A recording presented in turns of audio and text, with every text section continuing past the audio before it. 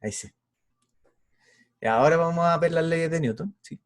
Entonces, hasta ahora, solo hemos descrito el movimiento, ¿cierto? Nosotros le damos una velocidad inicial, una aceleración, decimos, y escribimos la ecuación de itinerario y describimos solo el movimiento, ¿ya? En 1D, 3D y movimientos circulares, también movimientos relativos como lo mismo ahora, ¿ya? Entonces ahora nosotros somos capaces de calcular la posición en función del tiempo de esta pelotita que rueda con el ovni, ¿cierto?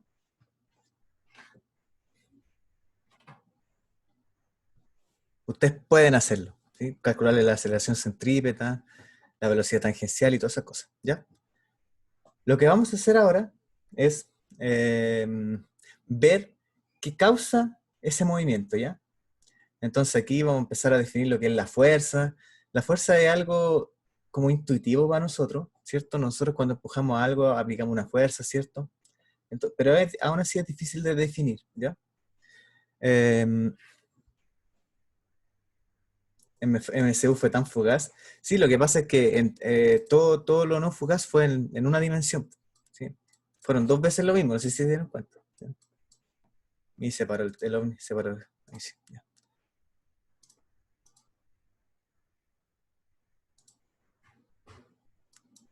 Ya. Entonces, la mecánica clásica, el nombre, a 3D es lo mismo que 2D, ¿ya?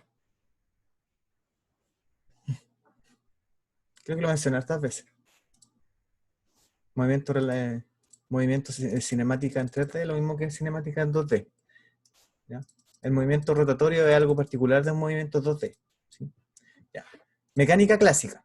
Mecánica clásica, porque ese nombre viene de la descripción usando las leyes de Newton, ¿sí? Si nosotros usamos leyes de Newton, nosotros estamos estudiando la mecánica clásica, ¿ya? Entonces, por eso esta persona es muy famosa, porque inventó la mecánica clásica. Otras mecánicas, por ejemplo, está la mecánica lagrangiana o mecánica analítica, que es la que pasan después para un físico, no sé si le pasan a un ingeniero, que es cuando usan el principio de mínima acción, ¿sí?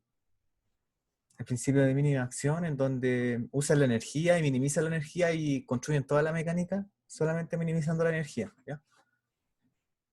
Ahí usan lagrangiano, hamiltoniano, ¿ya? Pero eso lo van a ver después. Nosotros vamos a hacer mecánica clásica en donde vamos a aplicar las leyes de Newton, ¿sí?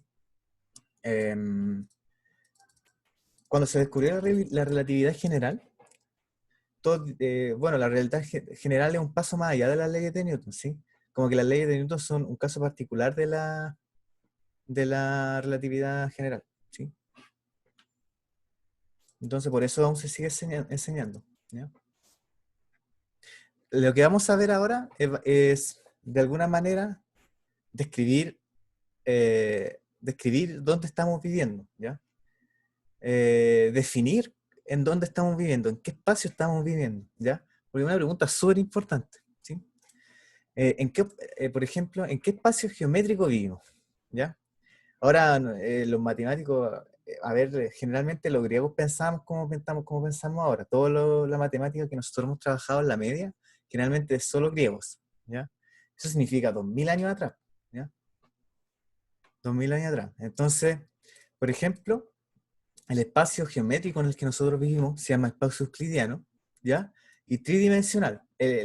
O sea, no es el que vivimos exactamente, pero el más intuitivo es el espacio euclidiano tridimensional, ¿ya? Em, Tridimensional porque nosotros vivimos en tres dimensiones, ¿ya? Acá el tiempo no es considerado una dimensión porque acá simplemente es algo que fluye, ¿ya? Que no se puede cambiar, que no se puede cambiar por ninguna fuerza externa, ¿ya? Y el espacio euclidiano porque cumple estos cinco postulados, ¿ya? La geometría del espacio euclidiano cumple estos cinco postulados, ¿ya? Son súper simples, son dos puntos cualquiera determinan un segmento de la recta, ¿ya?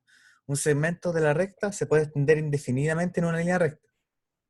Esto significa que si yo hago una recta, así, esto se puede extender infinitamente, ¿cierto?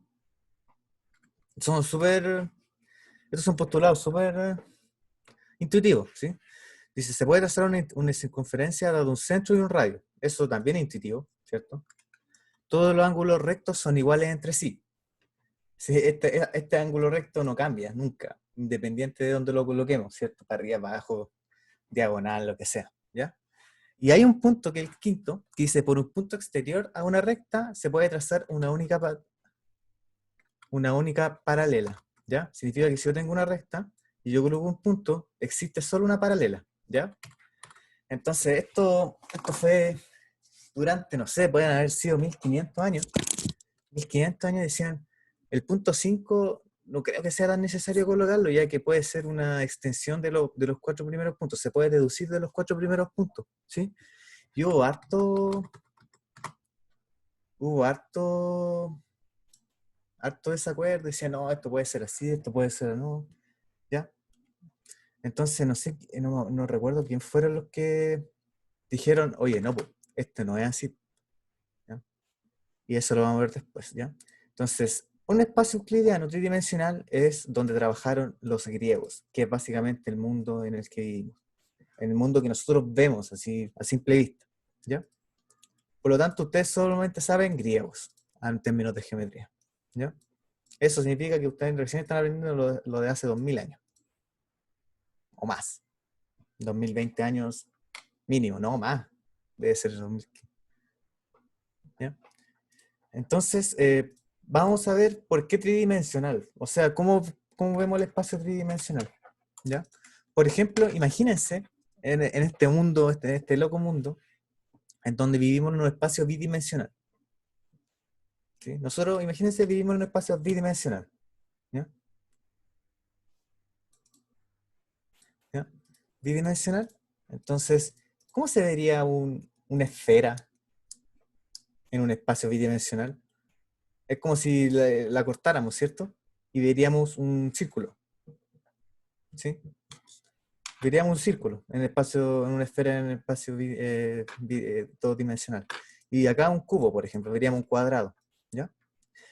Eh, Imagínense ahora que estamos en tres dimensiones, ¿ya? Estamos en tres dimensiones y queremos ver un cubo en cuatro dimensiones. ¿Cómo se vería? ¿Ya?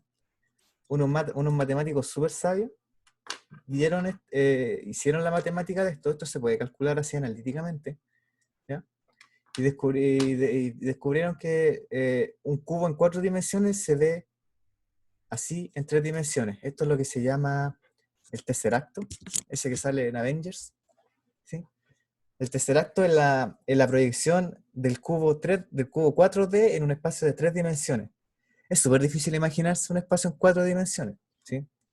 ¿Por qué? Porque es imposible, imposible intuir con respecto al espacio de cuatro dimensiones, ¿ya? Entonces, esto es lo que se llama el tercer acto y es como se ve un espacio, un cubo de cuatro dimensiones, tres dimensiones, ¿ya? Entonces, es bueno decir que la física de Newton está descrita en un espacio tridimensional, ¿ya? ¿Sí? Aquí nos volvimos súper locos. Y en general esto está, como hay que definir en dónde estamos trabajando, esta cosa es súper loca, ¿sí? Porque es difícil si tú le preguntas a una persona qué es el tiempo, por ejemplo, ¿ya? O en qué espacio estamos viviendo, ¿sí? Entonces ahí los matemáticos con toda su abstracción definen más o menos en qué mundo estamos viviendo, ¿ya? Ahora, por ejemplo, el espacio geométrico en el que nosotros vivimos es el tridimensional, el espacio euclídeo, o sea, el intuitivo, no en el que vivimos exactamente, pero el intuitivo es el espacio euclidiano, ¿ya? Y yo les dije que había, el quinto punto decía, no, esto puede que no pase, puede que sea, o sea, sí pase, pero es una consecuencia de los cuatro primeros puntos, entonces no es necesario colocarlo.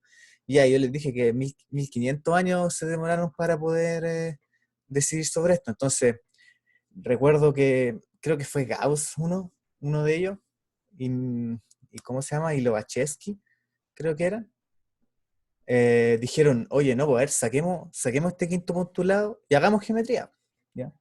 Así son los matemáticos, dicen ya vamos a postular todas estas cosas y vamos a hacer geometría y aparece una nueva rama de las matemáticas. Entonces, si se te ocurre una geometría extraña y novedosa, puede que te gane una medalla Fields por eso. ¿Ya? Entonces dijeron, ya, quitemos el quinto postulado. Y se dieron cuenta que, que era totalmente necesario ese postulado para la geometría euclidiana. ¿Sí? Entonces, de hecho, gracias a que sacaron el quinto postulado, nació la geometría no euclidiana. ¿Ya? En donde, por ejemplo, un espacio, el espacio generado por la superficie de una esfera. ¿Ya? La superficie de una esfera cumple los 4 primeros postulados, ¿sí? Pero no cumple el quinto postulado, ¿ya? En el espacio euclidiano común, por ejemplo, siempre los ángulos internos de un triángulo van a medir 180. En cambio, en un espacio no euclidiano, no siempre van a medir 180, ¿ya? De hecho, puede ser más, ¿sí? Entonces, por ejemplo, una línea recta, como ya la mencionamos en un espacio no, euclidiano, es una línea recta, la que todos conocemos, ¿cierto? Pero acá la línea recta tiene que seguir la superficie de la esfera. Entonces, por ejemplo, vamos a anotar aquí, si nosotros empezamos aquí, voy a cambiar el color.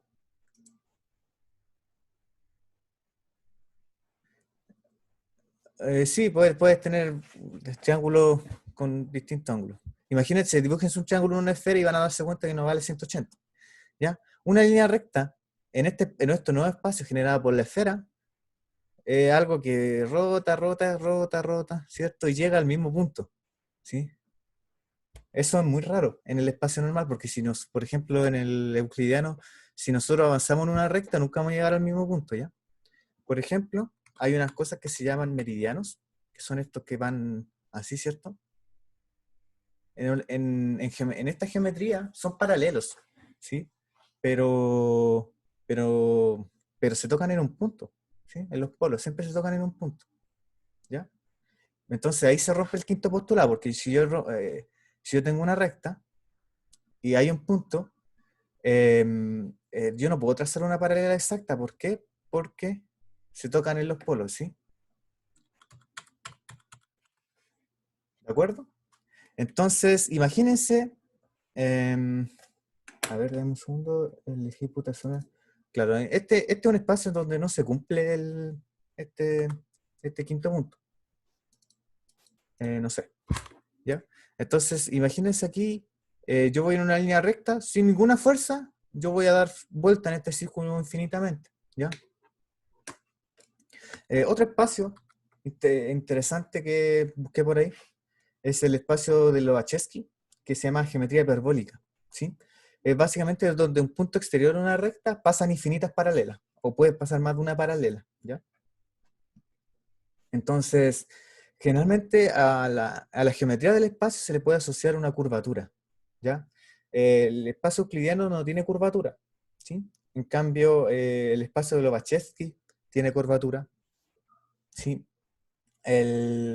Y creo y por lo que sé, Riemann fue el que generalizó todos estos conceptos, entonces por eso Riemann es tan famoso, ¿ya? Entonces ahora pasamos a un ejemplo ya más real. Generalmente lo que hace un matemático es inventar cosas, ¿sí?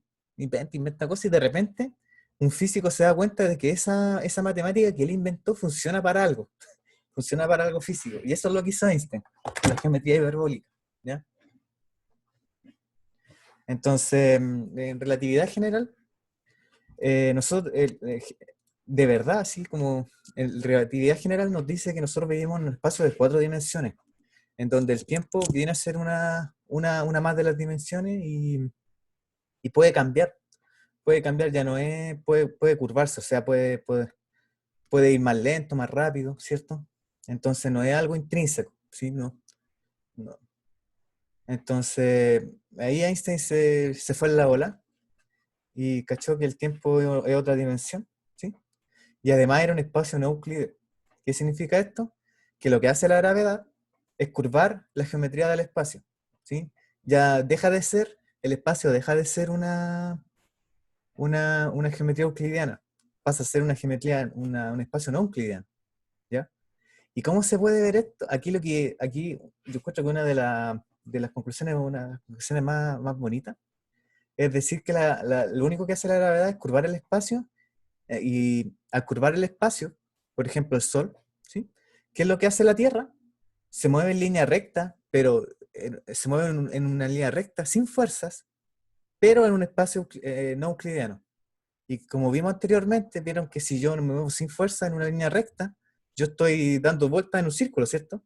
Imagínense que la Tierra está moviéndose en una línea recta, pero en un espacio euclidiano, en un espacio no euclidiano. Entonces, es una consecuencia súper fuerte. ¿Sí? Ahí la gravedad deja de ser una fuerza, ¿cierto? Y pasa a ser que la gravedad es algo que curva el espacio-tiempo, que es lo que se llama.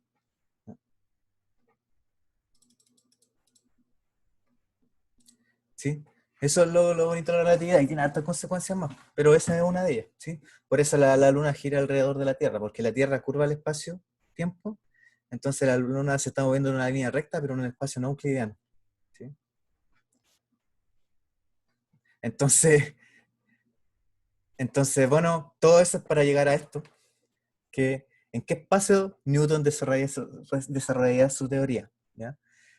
Vamos a considerar un espacio euclidiano tridimensional, el más fome, ¿sí? Pero el que tienen que aprender a usar primero, ¿ya?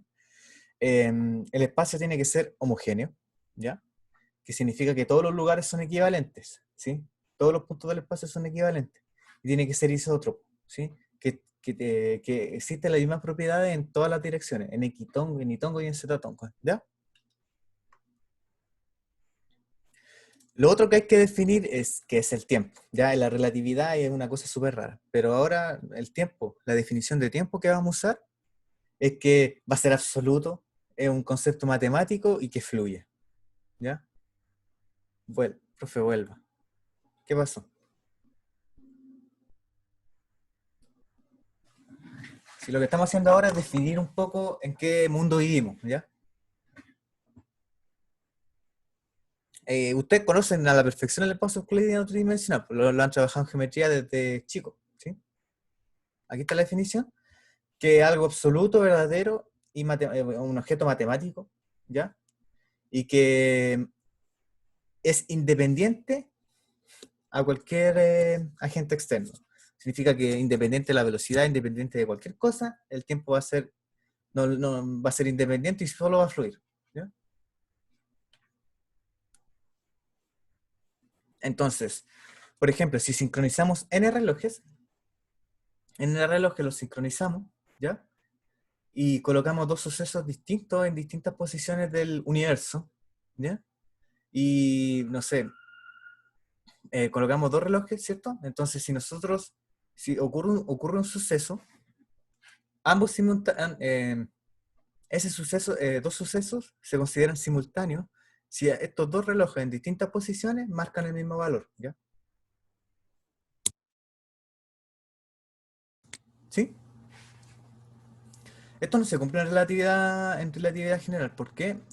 Por ejemplo, imagínense, según esta definición de tiempo, no sé, por ejemplo, yo estoy aquí, ¿sí?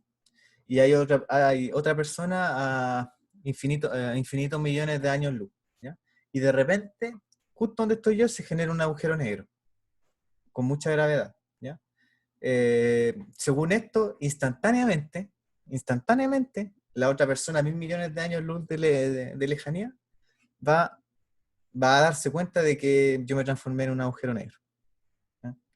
Pero eso no puede ser verdad. ¿Por qué? Porque la velocidad más grande es la velocidad de la luz y solo se puede transmitir a la máxima velocidad de transmisión es la velocidad de la luz. Entonces, por eso en relatividad eso es distinto. Pero en cambio acá, según esta definición, vamos a considerar que independiente de la posición y de la velocidad, dos sucesos, aunque estén infinitamente lejanos, van a ser simultáneos si los dos relojes marcan lo mismo, ¿ya?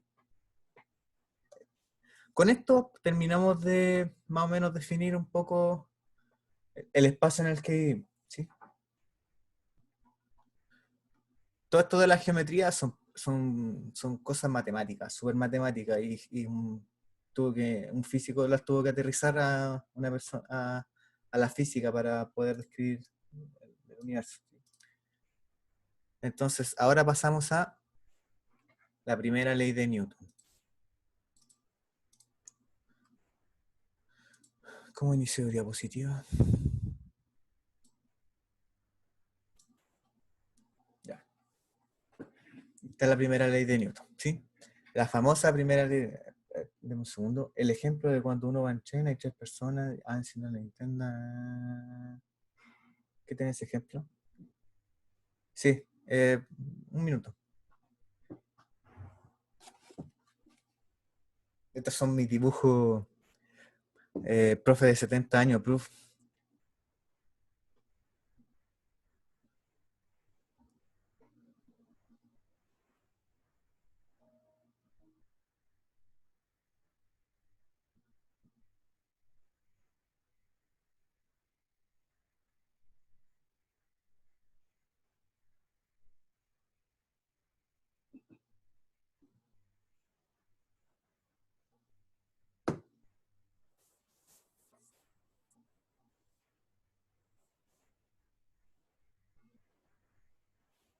Ya. Entonces la primera ley de Newton es el famoso el principio de inercia, ¿ya? ¿Recuerdan que hablamos del Tagada en su momento?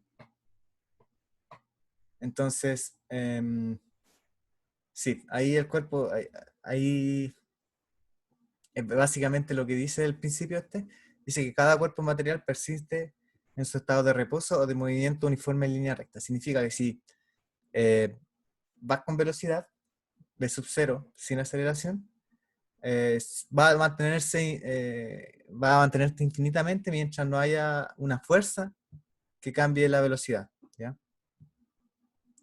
Entonces aquí está el monito, esto es como si el monito hubiese ido en el auto, ¿sí? Choca con una pared y el monito sale volando, ¿cierto? ¿Por qué? Porque mantiene su velocidad, ¿sí? Entonces por eso, bueno, por eso están los cinturones de seguridad, para no salir volando, ¿ya? Los que construyen autos conocen el principio de inercia, ¿sí? Vamos a considerar el siguiente caso. Voy a anotar algo.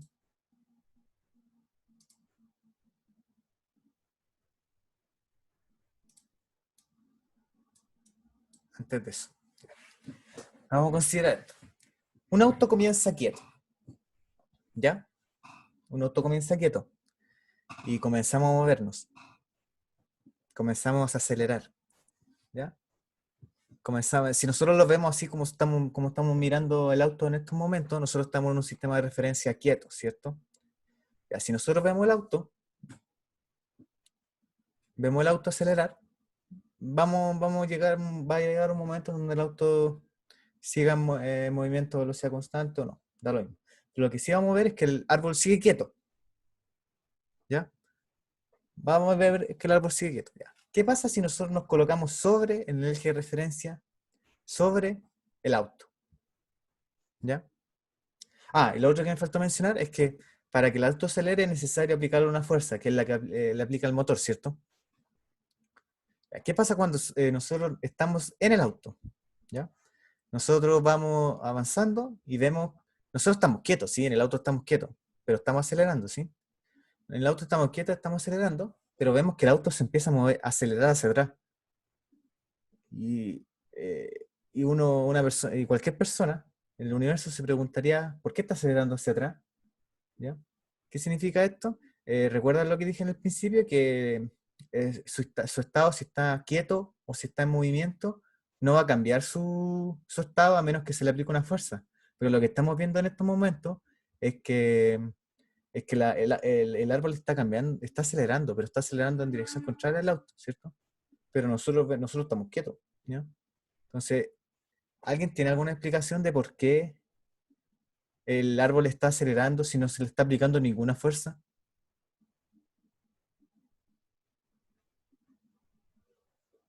Nadie sabe. Pero la cosa es que la persona alta se pregunta por qué el árbol está acelerando si no se le aplica ninguna fuerza. Si la primera ley de Newton me dice que eso no puede pasar, ¿sí? Entonces, aquí aparece algo muy importante, que es que la primera ley de Newton no se cumple en sistemas de referencia que aceleran. ¿Sí? Entonces, aquí aparece una definición importante.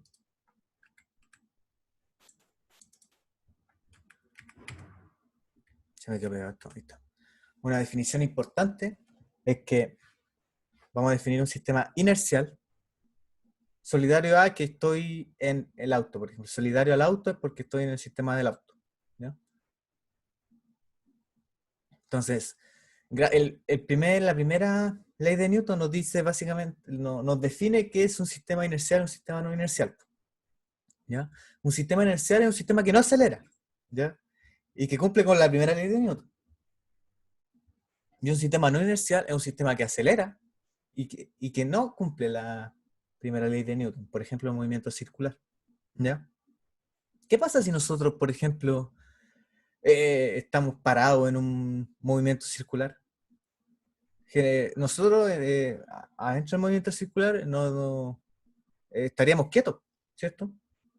En teoría no deberíamos sentir ninguna fuerza, pero sentimos fuerza. Y sentimos la fuerza centrífuga. Y otra fuerza que se llama fuerza de Coriolis. Exacto, Lucas. Por ejemplo, un movimiento circular es un movimiento acelerado, ¿cierto?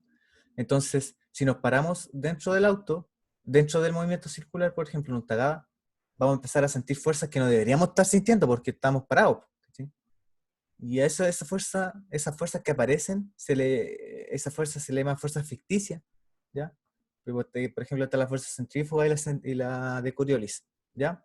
Pero en realidad la fuerza centrífuga no es nada más que la ley de inercia. ¿Ya? Entonces, eso con respecto a esto. En este curso, al menos en esta unidad, solo usaremos sistemas inerciales, ¿ya? Que se muevan con velocidad constante o que estén quietos. ¿Ya? ¿Todos de acuerdo con la primera ley de Newton, no? ¿Sí? Sí, sí, sí. No. Ya, bien. Antes de definir la segunda ley de Newton, hay que definir algo que se llama momentum. En el liceo, no sé si les comentaron que es muy distinto que una hormiga vaya a una velocidad v a que un camión vaya a una velocidad v, o que un dinosaurio vaya a una velocidad v y una arañita vaya a una velocidad v. ¿Ya? Entonces, esta cosa de momentum se le suele llamar cantidad de movimiento, ¿ya? Y es proporcional a la masa y a la velocidad, ¿ya? Generalmente esto se usa para choques, ¿ya? Pero ahora lo vamos a usar para definir la fuerza, ¿sí? La segunda ley de Newton, la famosa segunda ley de Newton, que no es m por a, ¿ya? M por a es un caso especial. Dice, el cambio de momentum, delta P de una partícula, es proporcional a la fuerza neta que actúa sobre el cuerpo, como también al intervalo delta T durante el cual ella se aplica y apunta en la dirección y sentido de esta fuerza. O sea, tenemos que la fuerza, esta fuerza F, ¿ya? Va a ser igual al cambio de momentum en el tiempo, ¿ya? Si ustedes fueran más grandes, yo le definiría la fuerza como la derivada de P en función del tiempo, ¿ya? Pero no, vamos a decirle que el cambio de momentum en función del tiempo. Por ejemplo, el momentum es m por b, ¿cierto? Si nosotros dejamos caer una bolita, por ejemplo, al piso, esta va a rebotar, ¿cierto? Ahí ¿qué pasó? El momentum pasó de ser negativo a ser positivo, ¿cierto? Significa que hubo un delta P. Cambió el momento, de positivo a negativo. Entonces, si hacemos el delta P, va a dar 2P, ¿ya? ¿Y por qué pasó esto? Porque hubo una fuerza. El piso hizo una fuerza sobre esta bolita y la tiró hacia arriba, ¿ya? Las unidades de la fuerza tienen unidades de Newton y se denotan con la N, ¿ya? Entonces Newton es como el Dios supremo creador del universo, una cuestión así, ¿ya? Hasta ahora. De hecho, hasta todo el curso. Así que prendanle velita. ¿Qué pasa si la masa es constante? Vamos a ver. La masa es constante. Tenemos que delta P es igual a F por delta T. Sabemos que el momentum delta P es la masa por delta V, ¿ya? Entonces, si despejamos F, vamos a tener que M por delta B dividido delta T, que es básicamente M por A. Entonces, F igual a M por A solo se da cuando la masa es constante. Por ejemplo, el lanzamiento de cohetes, los propulsores estos que van al espacio y que llevan satélite, esos queman demasiado combustible por segundo, ¿ya? Entonces la masa va cambiando. Entonces ahí nos sirve F igual a M por A, ¿ya? No, para este curso, Newton es su Dios supremo. ¿Ah? Para este curso. Sí, y el impulso se puede definir como la fuerza por delta T, ¿no? Ya, ¿entendieron la segunda ley de Newton? ¿Por qué F por A? Y básicamente esto dice que la suma de todas las fuerzas sobre un cuerpo F por es M por A. ¿Ya? Si la masa es constante. ¿Ya? ¿De acuerdo?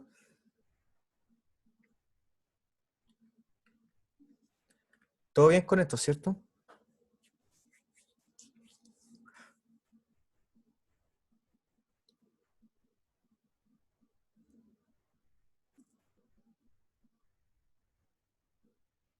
Ya, de acuerdo. La tercera ley de Newton, la ley de acción y reacción. Esta es la otra ley importante. Gracias a esta ley, gracias a esta ley no pasamos no traspasamos el piso. ¿Sí? Gracias a esta ley, no sé, la mesa puede sostener cosas. ¿Sí? Que, por ejemplo, si nosotros colocamos un dinosaurio sobre una mesa, la mesa va a sentir un peso del dinosaurio, ¿cierto? Pero, además, el dinosaurio va a sentir una fuerza hacia arriba, que lo tira hacia arriba, o sea, que una fuerza hacia arriba, ¿cierto? Que es proveniente de la mesa, que tiene la misma magnitud que el peso, ¿cierto? Entonces, así como más formal, esto dice, si un cuerpo A ejerce una fuerza sobre otro B, entonces este último ejercerá sobre A una fuerza de igual magnitud y dirección, pero en sentido opuesto, ¿ya? Es necesario mencionar, así como en rojito, bien en rojo, que no actúan sobre el mismo cuerpo, ¿ya? La mesa siente una fuerza del dinosaurio, la mesa siente la fuerza del dinosaurio, pero el dinosaurio también siente una fuerza que ejerce la mesa, ¿ya? Entonces por eso no aceleramos infinitamente hacia abajo, ¿ya? No actúan sobre el mismo cuerpo, eso es súper importante, ¿ya? Extremadamente importante, ¿ya? Y hasta aquí lo quiero dejar, porque ya después viene cómo usar las leyes de Newton para resolver ejercicios, ¿ya?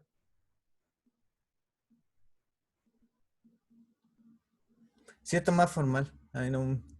Yo creo que fuerza igual magnitud y sentido, ¿no? Pero bueno, esto lo saqué del libro, ¿ya?